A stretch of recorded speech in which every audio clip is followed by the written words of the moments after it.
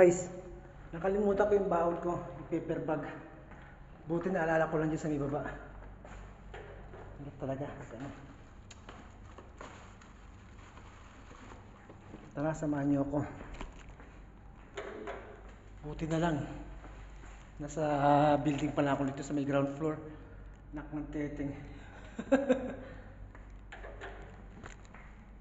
Diyan pa lang ako sa may pababa ng papuntang